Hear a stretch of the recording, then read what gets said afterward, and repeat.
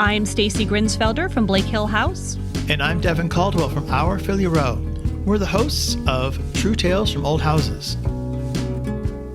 Hey, Devyn, I see you are wearing a hat today. Is it getting cold? Yes, it is. It is 34 degrees in Philadelphia this morning when I got up and had to go for my walk. It's probably 55 degrees in the room, so it's still a little chilly up here. It is cold. Yeah, I'm sitting here huddled up in my wool blanket. It's cold here as well. It's just, it kind of took a turn. I'll get used to it. But those first couple days where it dives below zero, it just feels much colder than normal. Yes, and in January, you'll think it's balmy when it's 30 degrees. Yeah, I'll be wearing short sleeves, maybe shorts, tank tops. Yeah, so what are you working on at your house? Well, I'm doing some stained glass, which has been a lot of fun. And I just went and bought. So let me share this really quick. When you go to buy glass at the stained glass supply store, it's like a candy store. You just want to buy all the glass. And so it's very hard not to buy all the glass. I've made 3 trips now to a stained glass supply, and I've come home with lots of glass every time. So I have lots and lots and lots of glass. So I should be busy a long time. Yeah, you're like a new knitter or someone who does, needle crafts or something. And in the beginning where you amass huge collections of every color and texture and feel. And what's your favorite color glass, do you think? Do you have a favorite? I'm so fond of deep ruby red as a color, and the color of glass that it is spectacular. But I've learned with red, which is my favorite color anyway, I've learned to use it sparingly because it goes a long ways, a little bit. And so I'm incorporating little bits of red here and there, but I don't see myself doing an entirely large piece in red. Yeah, that would be a lot. That would be very dramatic. Yeah, it would. Sure. Well, I just wrapped up a quick bedroom makeover here, just making it kind of cozy and warm, getting ready for the winter. I'm pretty sure, I hate to say this, but I feel pretty confident that New York's going to go on lockdown again, unfortunately, due to the pandemic. So I've been really kind of focusing on making the house warm and cozy and someplace that we really want to be since we are going to be here. We, too, are going into lockdown here in Pennsylvania, and Philadelphia has even stricter rules. So no more dining in restaurants. Not that I was anyway. I was always outside, but still. Right. Well, you have to protect your health still, I'm sure. Absolutely. Mm-hmm. As we all do, I guess. In March, when this happened, we started to have a run of good weather. So this will be our first taste of going into this during the coldest, darkest months. And I hope everybody fares okay. It's really tough. I do, too. We're going to have to find ways to reach out to our community without putting our neighbors and loved ones at risk. I feel sorry for all of these small businesses and like the restaurants, especially. We have a lot of amazing restaurants in here in the city, and we want to support them as much as we can, but we've already lost several. It happened here as well. Maybe in the next couple episodes that come out, we can try to come up with some ways that we just advice, ways to help the community. So we can talk about it next time. But I'd like to kind of preemptively come up with ways for us to support our communities to make it through. It's tough. It is tough.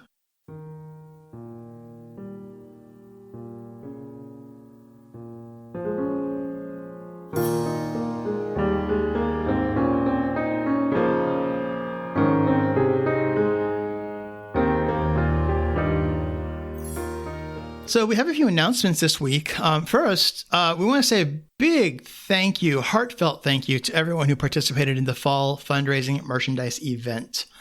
I would call it a success, wouldn't you, Stacy? Oh, absolutely. Absolutely. I was surprised at how many people, well, I'm not surprised. The hoodie went pretty well. People liked the hoodie.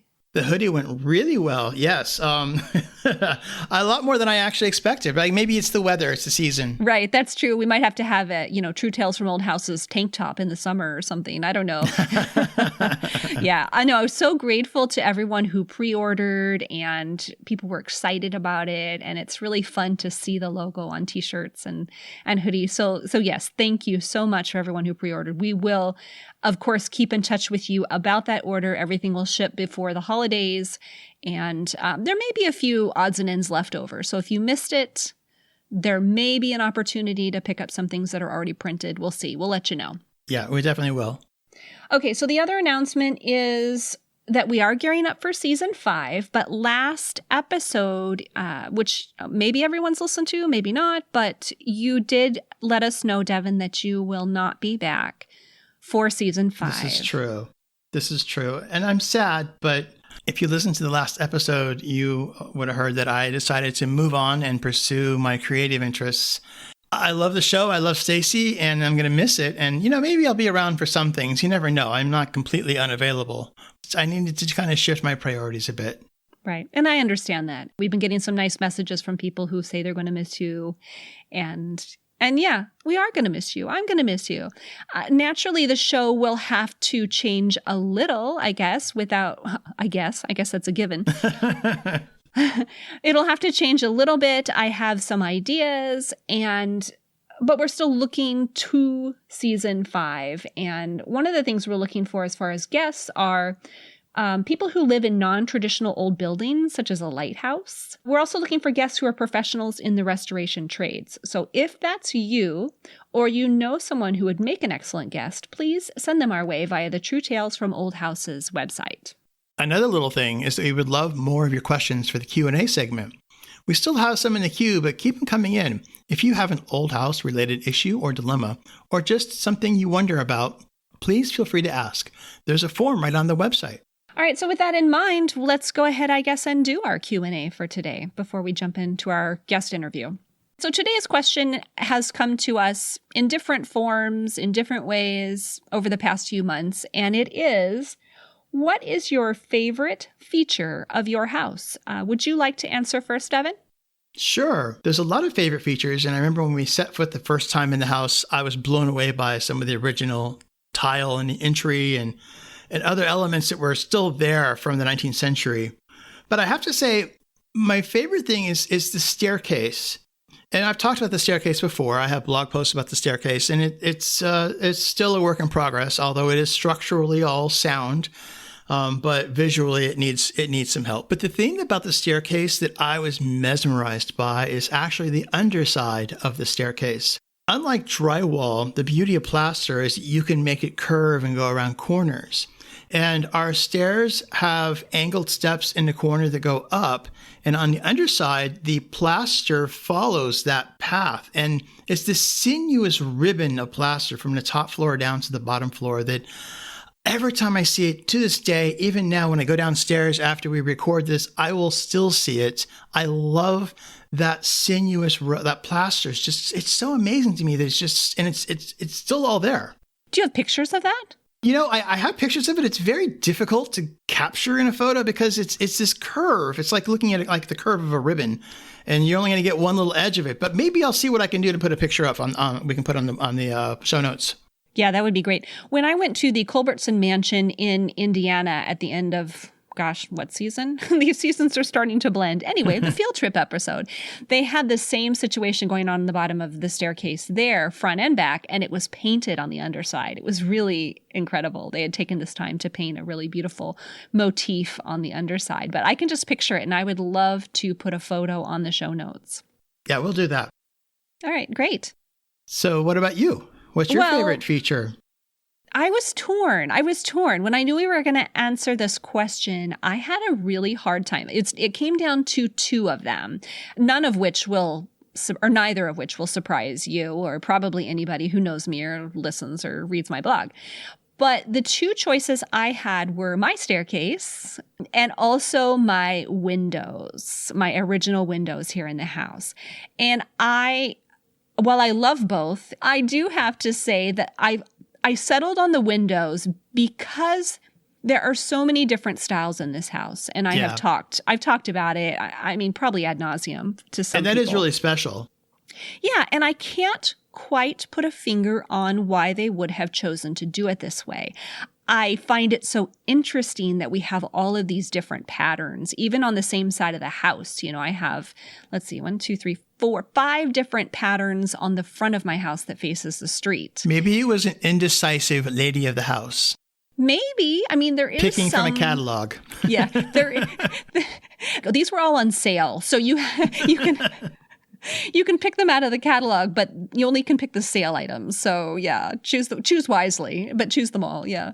I don't know. I just find it so interesting, the thought process behind how they chose to put so many different unique types of windows in this house. And of course, I'm incredibly grateful that I have these original windows to save in the first place. Yeah, they are amazing. But that little balcony on your staircase is just that little bump out balcony thing is just so cool. Now, I call that a Juliet balcony, which I think is correct. Is that correct inside? I know it is outside. That's what I would actually call it. It's not really a balcony. It's just this little bump out on the landing. But you just picture I don't know. It's just every time I see photos of it, I'm like, wow, that's just such an amazing feature. Well, our house was made it was built as a summer house, and I believe that they intended to have some gatherings or parties here. So part of what I picture on that staircase is maybe the ladies getting ready upstairs, and then, coming down the stairs to present themselves. So maybe making coming an entrance. down. Yeah. So stopping on that landing, making sure all eyes are on them, and then descending the stairs without falling over on their faces, hopefully. Yes, of course. They were far better at that sort of thing than we would ever be now, I think. Graceful. Yes. All right. Well, that's it. That's my favorite thing. Awesome. All right. And I do want to say, too, that in case you missed the announcement of Devyn leaving, we still do have him for 2 more episodes after today. That's true. That's true. I'm not going away just yet. No, we're going to make the most of this. Let's pause for a minute. Now that the fall merchandise fundraising event is over, there are still ways you can support True Tales from Old Houses. Tell a friend or your local historical society, basically anyone who loves old houses, about the show. You could share us on social media. As you're listening to an episode, take a screenshot, share it with your friends and followers. Or you can also leave us a rating and review wherever you listen to podcasts. We say it all the time because it's true. Those ratings and reviews help people find us and let them know that this show is worth a listen. Now, if you missed the opportunity to get a t-shirt or hoodie, but you'd still like to show us some love with a one-time or reoccurring donation, you may do that over on the website, truetalesfromoldhouses.com. If you donate in the $20 to $25 range, we'll send you an awesome coffee mug with the True Tales from Old Houses logo on it as a thank you. Your generosity in all of these ways helps keep the show afloat, and we appreciate it very much.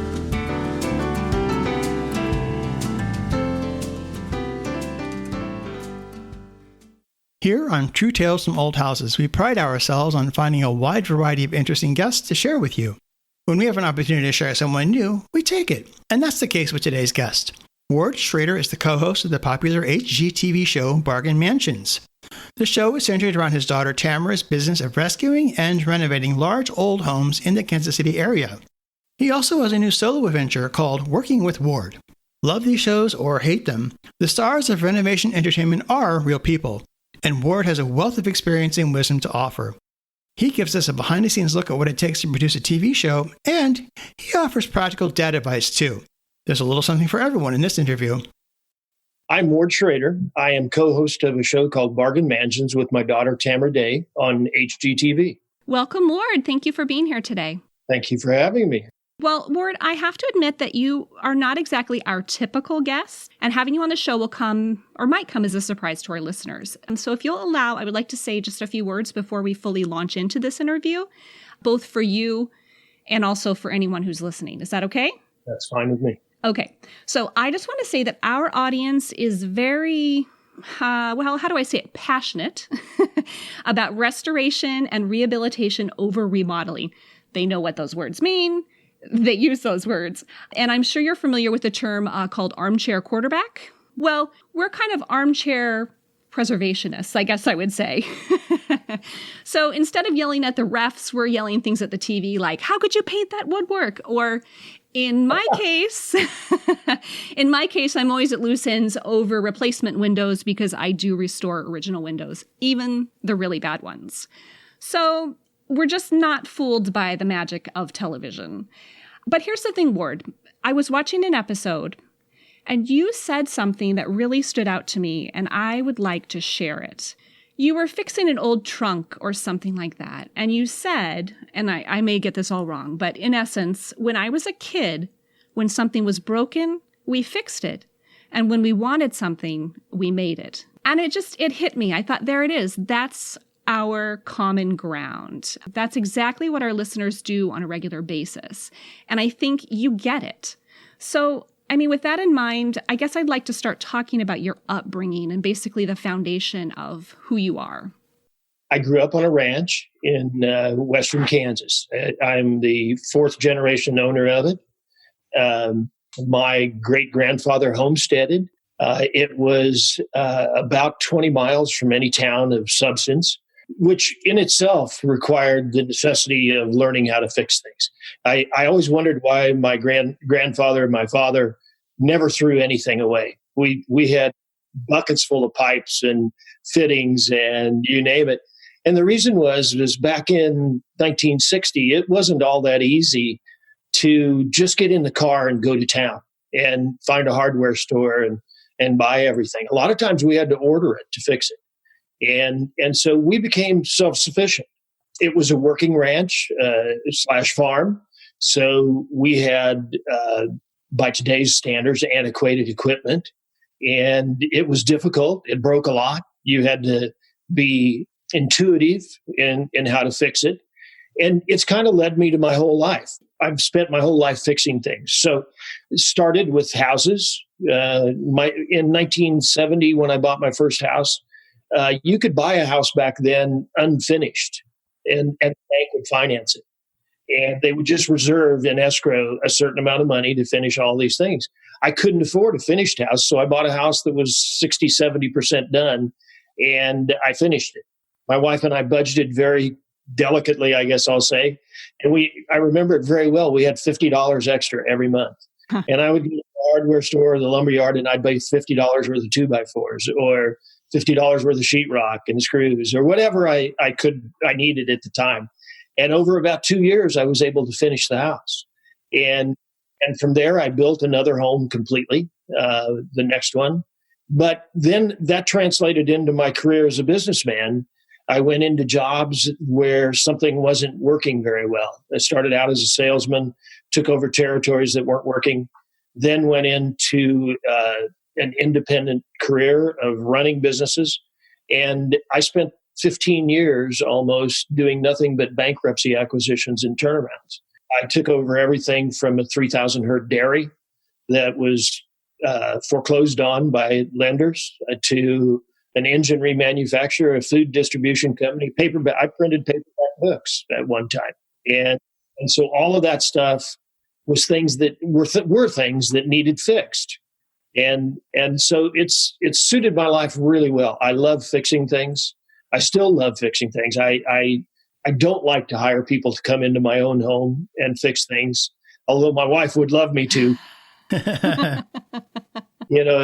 What's the old saying that the tradesman never fixes his own house? The cobbler's children have no shoes, I think, is what the one of the sayings goes. I used to have funny conversations with my dad because he was also brought up in a similar manner. And, he got to the point where he probably shouldn't have been on the roof. And I would say to him, maybe you should just hire someone to get those leaves out of the gutters. And he said, I don't even know who to call. And I kind of laughed, but he was serious. He had no idea who to call. He'd never called anyone to come help him take leaves out of a gutter or basically anything. At the very end years of his life, he was finally figuring out, what a handyman was, what a general contractor, because he just did everything himself, always. I understand the process.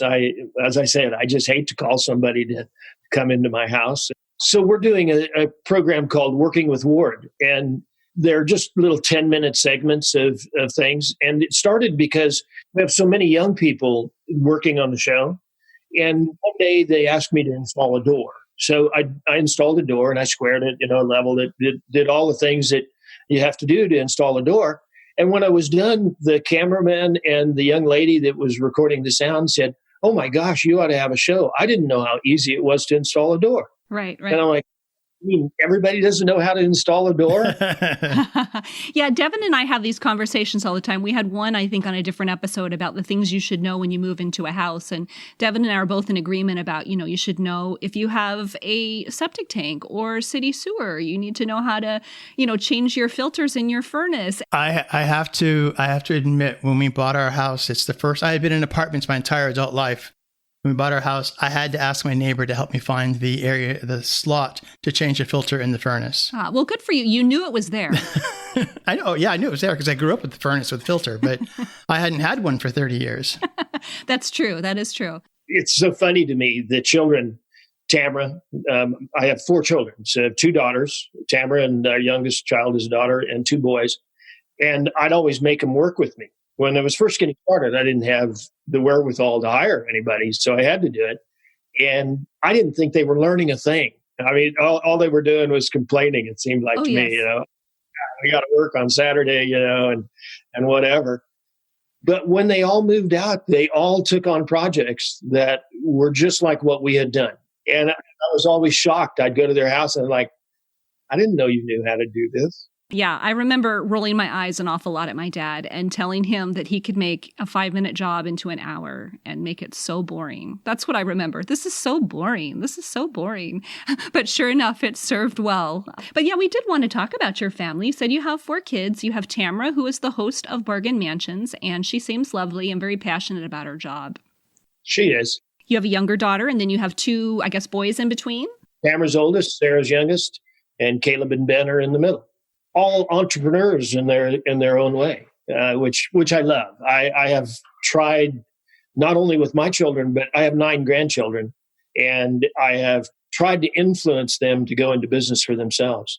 So I'm really proud of all of them. Tamara started by buying a house in 07, I think it was, 06, 07, 08, when foreclosures were rampant. And she bought a 5-bedroom, I think it's 6,000 square foot house that had just been destroyed. The doors were ripped off the hinges. The cabinets were broken. The sheetrock had holes in it. Dogs had been left in the place for 2 weeks. And it was just a mess. And she bought it and just jumped right in and started fixing it. Made a lot of mistakes, of course, but turned out fabulous. My youngest son, Ben, called me. He graduated from college. And he called about 6 months after he graduated and said, "Dad, I bought a house." I said, "What are you talking about? How'd you buy a house? You don't want any money." And he said, "Well, you don't need any money today." And I said, "What are you talking about?" He said that you could go buy a house that the bank would loan you the down payment. He said, "For $800, I bought a $120,000 house in what's called the Valentine District of Kansas City down by KU Med Center. It's this 3-story, really huge home, 100 years old, limestone foundation. Somebody had started remodeling it, and my understanding was they got sick and had to sell and gave it up. And so we got it with a roof and a new furnace and started rebuilding it. I drove up here every weekend with him, learned to hate 3-story houses. I'm sitting on the 3rd floor of my house right now. Your hammer's always on the bottom floor. Yes. Yes, it is. Or the basement. Yeah. So now I have a hammer on the 3rd floor and a hammer in the basement. And same goes with the vacuum cleaner on the 3rd floor and a vacuum cleaner on the 1st floor. I just got so tired. And those old cast iron tubs, they were in really bad shape. And we had to, and the bathrooms were very small. So on the 3rd floor was a cast iron tub that must have weighed 400 pounds. I don't know how my son and I got it out of there and got it down 3 flights of stairs and out the front door and didn't kill ourselves because it was awful.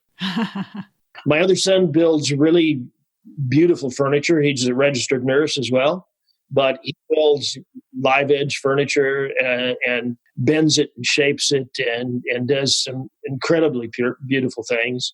And then my youngest daughter is an entrepreneur with dogs. She always loved animals. So let's talk about when they were little, if you would, because a lot of our audience, they do have young kids. So what advice would you give them? You said you always made your kids work or take them to work. I mean, what do you think is appropriate for kids as far as the types of work that they do? Maybe in that middle range, like from age 8 to 14 or something like that. What would be what type of work did you feel like you could give your kids? Or was it based on their both interest level and ability? Well, it wasn't based upon their interest level. That wasn't going to happen. When they're 8, it's pretty difficult. But so I had a business, and on Saturday mornings, I would have them come in and dump the trash in all the trash cans. And and maybe clean the bathrooms, if you will, and just kind of minor things, but taught them responsibility and then reward. So afterwards, we'd go to any restaurant they wanted, and we'd have the biggest breakfast they could have, anything they wanted, pancakes or whatever. As much as learning how to work, we got to spend time together. And right. credit it with why we're still close. I talk to my children regularly. They talk to me. They still ask me about things and advice, and they're all adults. I mean, so they don't need dad so much anymore, but we still talk all the time. We do a lot of things together. We take vacations together. So it's more than just work. It's family. As they got older, I increased the jobs, but something to keep them active, something to reward them with, and taught them the benefits of work and actually also how to save money. I'd let them spend half of it on anything they wanted, but the other half had to go into, I'll call it a piggy bank. Well, I can tell by your Instagram account and how you interact, that you are very genuine and definitely family oriented. So it's nice to hear that from you. Nice to talk about it today too. So let's talk about Bargain Mansions with your daughter Tamara. I watched a few episodes in the last couple of days, trying to catch up on some of it. I'd seen some of the earlier episodes before you joined with her. So you joined in the third season, is that right? No. I've been in it since the beginning. Oh, you have? Not nearly so active as I am now. In the beginning, it was kind of, well, here's Dad, pat her on the shoulder and say, you're doing a great job. That was kind of my job. But it's been really interesting. So we're not very familiar with TV. I don't know. We didn't intend to have a career of being on television. That it never crossed our minds. It was a producer that came to town, just the short story, whose parents lived in Kansas City, and he was here to help them as they got older. And he met Tamara and wanted to do what they call a sizzle reel. And she called me up and says, I'm going to do this. And I said, well, this is just a joke. They're going to ask you for payment of something, or no, they're not asking for anything. And I said, okay. And so I happened to be coming through town. I used to live 180 miles west of Kansas City and in a little town called Salina. So I came through town and I pulled in the day they were doing the sizzle reel. And they said, hey, why don't you sit down with Tamara and talk for a little while? I said, okay, that's easy. We talk all the time. And so I did. And the next thing I know, I'm part of the sizzle reel. Having the father participating with his daughter turned out to be a relatively large draw to the audience. That makes sense. Yeah, it does now. I never thought about it before. But my Instagram account is full of heartbreaking kind of stories about my father left when I was 12, and I haven't seen him since. And I wish I could have worked with him or gotten to know him. Or Dad died, or whatever happened. Sure. As the seasons have went on, they've started involving me more and more until we're doing a fall season right now. We've got 6 episodes that'll air on November 9th on HGTV and 8 what they call repacks, which are shows that we've taken. There's about 30 hours of film in every half-hour segment. Right. I'm guessing at that, but that's kind of what it is. And so they take pieces of those that didn't make it on the air. So things where I just about electrocute myself pulling a wire out and sparks are flying, they'll show that on these repacks, which they don't show on the show too often.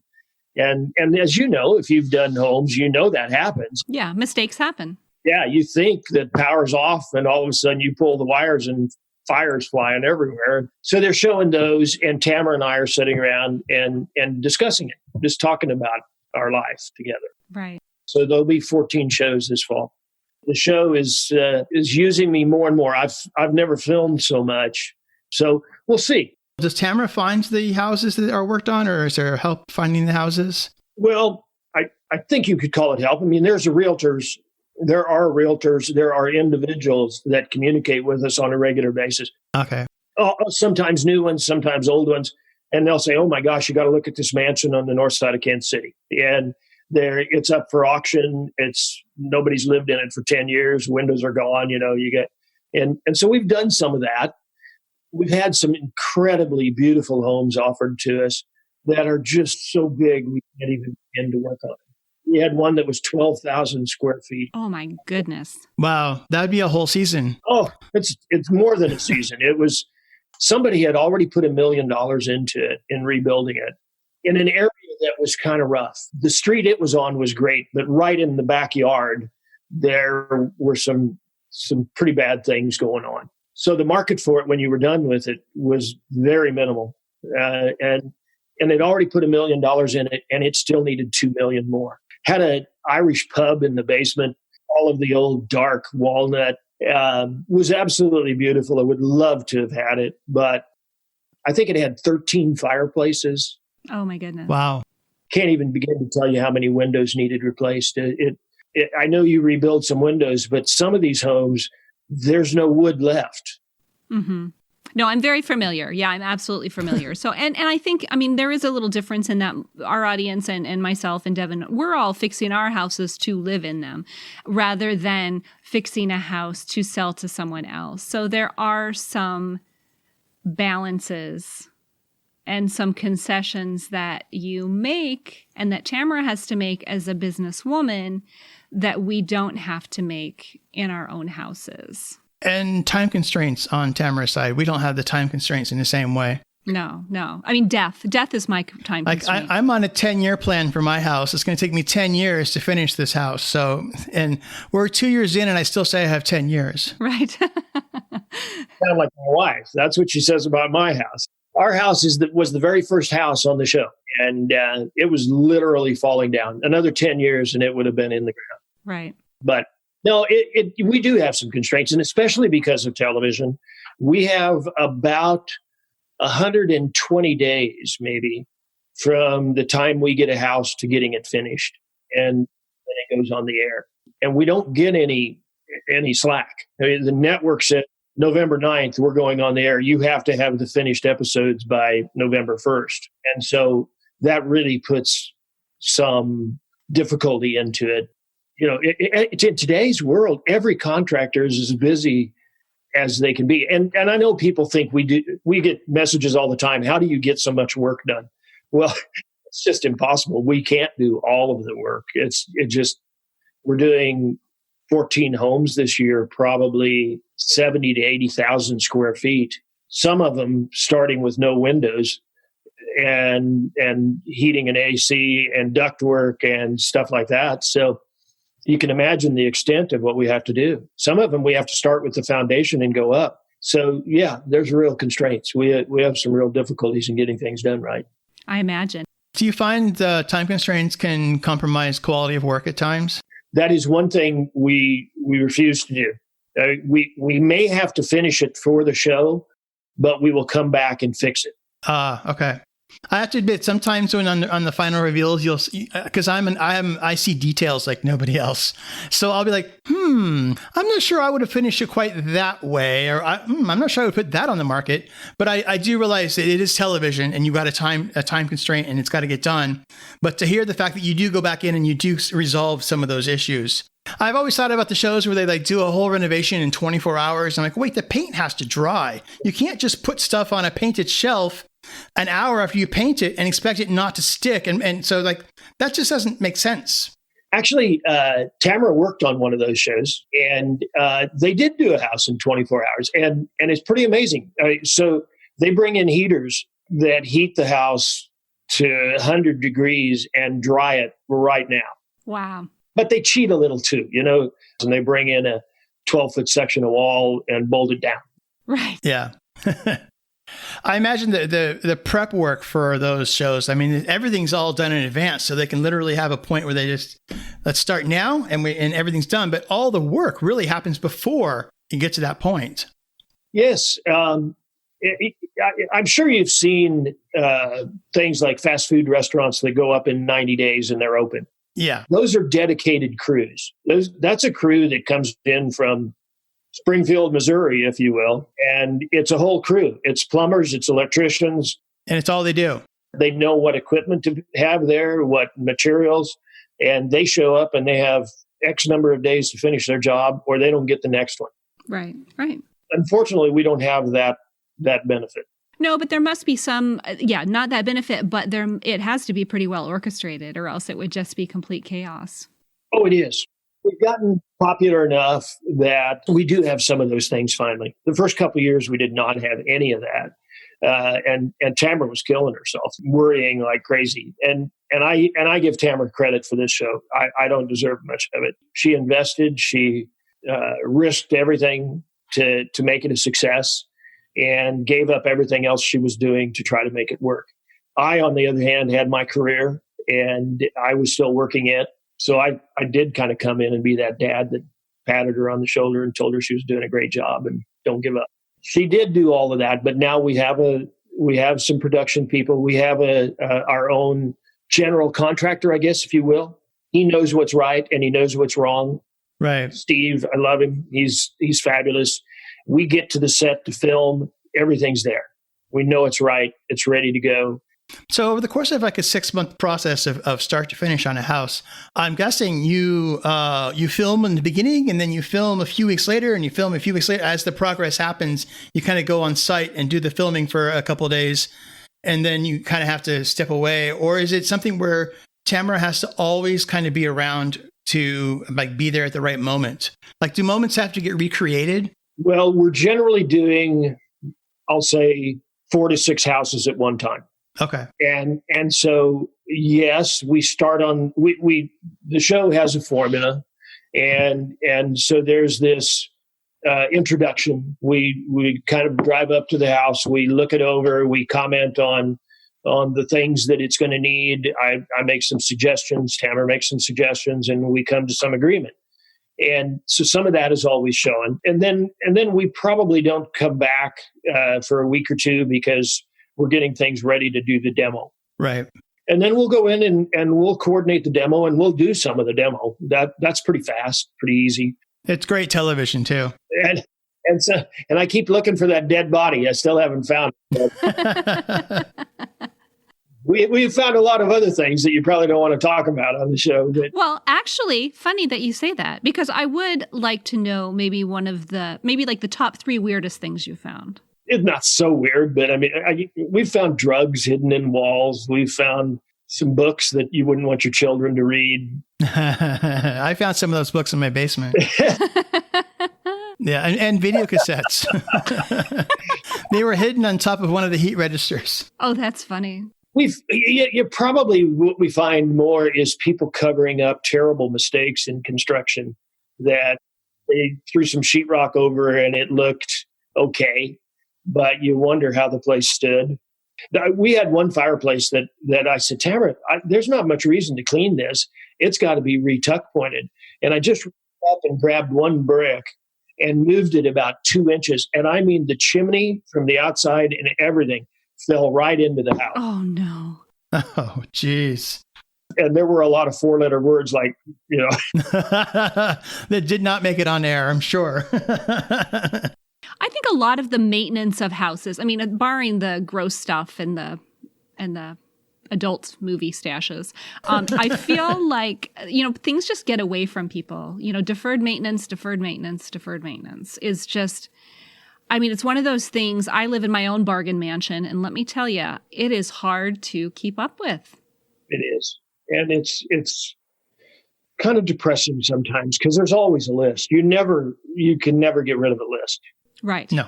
So yeah, I understand totally what you're saying. But it's a labor of love. I do feel good about myself when I fix something. It's kind of like the comparison I always give people is the yard needs mowed. I go out and mow it and I can step back when it's done and I can look at it and say, oh, wow, that looks really good. I'm really happy with myself. Whereas sometimes you buy an old house, you work on it, and 6 months later, it's finally done. There's not much immediate gratification unless you take it in steps. Well, there's always the hidden things in the house, too, that you need structural stuff that ends up getting covered up that nobody ever sees, but it's critical to the house and getting it done right. Right. So one of the houses, they had built a second floor, and when they put the exterior wall, they didn't even put it on a floor joist. The floor joists were 16 inches apart, and they put the exterior wall right at 8 inches, right in the middle. Well, over 40 or 50 years, it had sank almost 5 inches. Wow. I went in and literally straightened that. That's not a fix on day one that's permanent, because all the wood has curved. Sure. And so you straighten it up, you get the floor level, but the wood is still like this. Those hidden jobs you mentioned are funny because we had the chimney rebuilt a couple years ago on the back of the house, and I've been repointing the stone foundation. And I just keep wanting to say to people like, hey, would you like to see my chimney? Would you like to see my foundation? Because nobody notices those things. Nobody cares. But, I spent good money and time on both of them. Isn't it funny how when you do projects yourself, if you make the slightest mistake, even though it's okay, maybe it's not got anything to do with structural integrity. And so it's just not as smooth in that area maybe as you'd like. It's the first thing I see every time I walk in the room. Every time. And nobody else will ever notice. Exactly. But I see it every time. Drives me crazy. What advice would you give to young homeowners who buy an old house or want to buy an old house? Buy as much as you can, meaning size and location. If this is a labor of love, this is going to be your home and you want to raise your children in it and live there a long time, take your time, start at the very base, start at the foundation, make sure it's solid, because without a good solid foundation, it's the old biblical prophecy, build it on sand and it won't stand. Some of these old homes are just incredible because the foundation was done so well that the doors are still square, the windows still work, everything's right. When the center of the house sinks, though, everything gets crooked. Take your time, put a jack under it, every month for a year, raise it an inch or whatever it is. Let the house settle. The house moves. A house, probably most people don't realize that, but a house moves all the time. Cold in the winter, heat in the summer, wind shakes it, vibrates it, whatever, and it'll settle. So move it an inch at a time. Let it settle into place, move it another inch until you get it level, stabilize it, and then start rebuilding the rest of it. And your job will be 10 times easier. That's wonderful advice. That's great. It is. Let's say you go back in a time machine and bring a product or a method back that's currently banned or out of favor. What would you choose? Do you have a favorite product from the past? Well, I hadn't thought about this little impromptu, but one of the things I really love is the old metal ceilings, like drugstore ceilings, if you will. I think they just have character. I like the handwork that went into building so many things, like just using a handsaw to build stairs and railings and the fitting that was required. And in some of these old homes, when we look at it, maybe the dovetailing or just the joinery of it all is really impressive to me. Even though we have modern tools, all battery operated, and I love them, I can't deny it. With those tools, it's really hard to do the same kind of work. We're also modernizing kitchens too. People want bigger kitchens, more cabinetry, more storage, not so much formal dining room anymore. That has not been popular, at least in our world. And so they just want a big eat-in kitchen where the family can be together. And I'm for that 100%.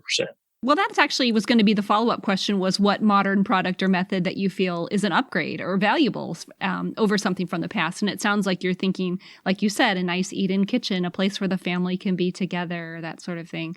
Kitchens are always tricky, too, because so many times they have been redone more than once over the lifespan of the house. So, I mean, for instance, my house was built in 1885 and I had a 1940s kitchen with some 60s upgrades. So not only was it not functional for my family, but it also wasn't appropriate for the house anymore. It was kind of just like a sore thumb sticking out of my house all the time.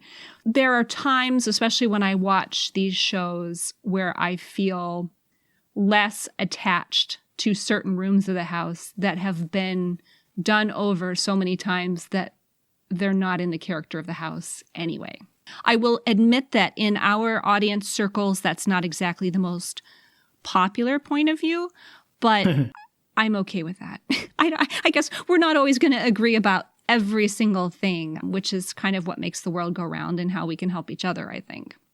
Well, interesting that you discussed that, because my ranch house on my ranch in western Kansas is 100 years old and went through 4 modernizations. So my great grandfather lived there, my grandfather, my father, and I don't live there, but I do stay there a lot. It's our vacation. When COVID started, we spent 2 months there and loved every minute of it. But it had metal cabinetry in the kitchen. It was, I think, the second or third renovation. Second. And I found it in the back of one of the old sheds. It had been dry all this time, so it was still good. I brought it out and re-enameled it so it had enameling.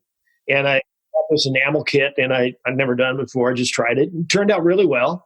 And I put it in the laundry room that I built onto the house when I remodeled 3 years ago. I totally gutted the house. There was 4 different electrical boxes. The plumbing leaked everywhere. The sewer was non-existent. And so after my parents moved out, I'm setting it at one night, and all I could hear is little hisses all over the house and water leaking in the basement. So I just had to make a decision, either burn it and start over or rebuild it. And I didn't have the heart to build new. So I rebuilt it, and it's lovely. It's 1,400 square feet. My father had cut down trees, walnuts, black walnuts, red cedar, and ash off of the farm.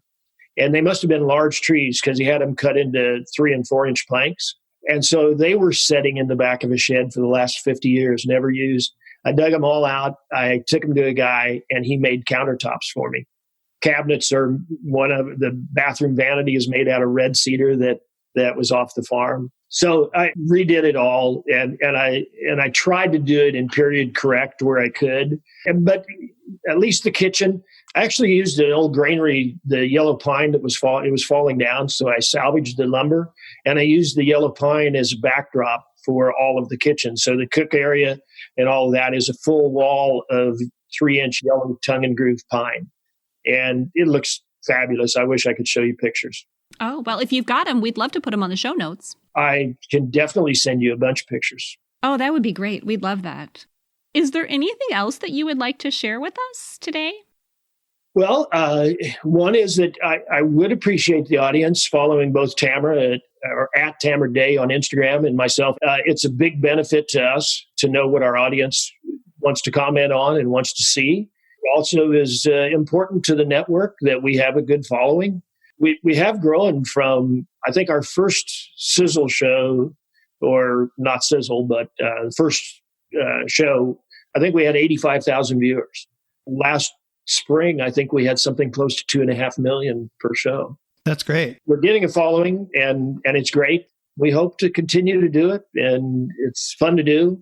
It's fun to work with my daughter, even though we don't get to visit a lot because we're wired. Don't get to not a lot of private conversation going on. Yeah, we can't say, too many things about the family. It's kind of amazing. I don't know if you've been on a set, but 15 to 20 people on the set.